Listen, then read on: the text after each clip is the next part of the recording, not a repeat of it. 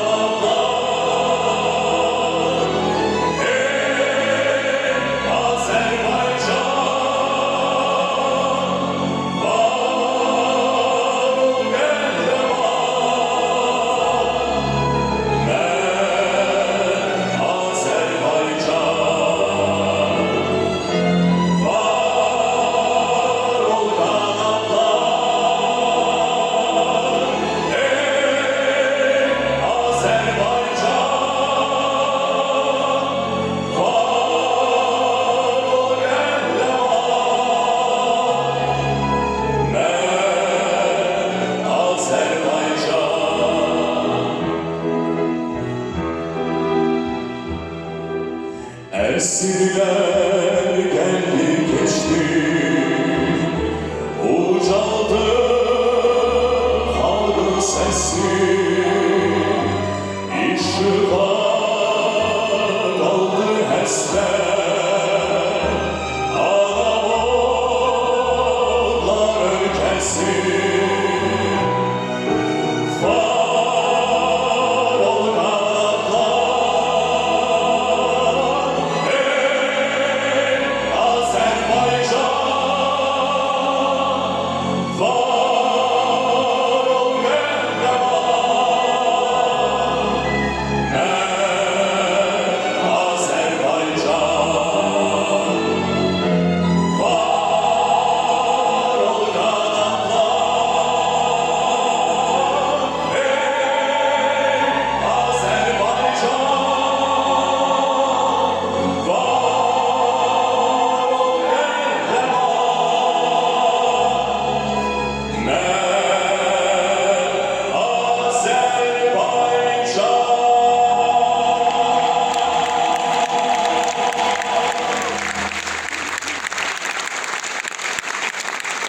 teşekkür edirik sizə. Cahangir Cahangirov adına xor, onun rəhbəri, əməkdar müəllim, prezident təqaüdçüsü Təranə Yusifova. Qara Qarayev adına Azərbaycan Dövlət Kamil Orkestrinin kiçik heyəti səhnədəydi. Teşekkür ve alkışlarınız. Piyanoda Respublikanın əməkdar artisti Nərgiz Əliyeva'nın müşayiəti.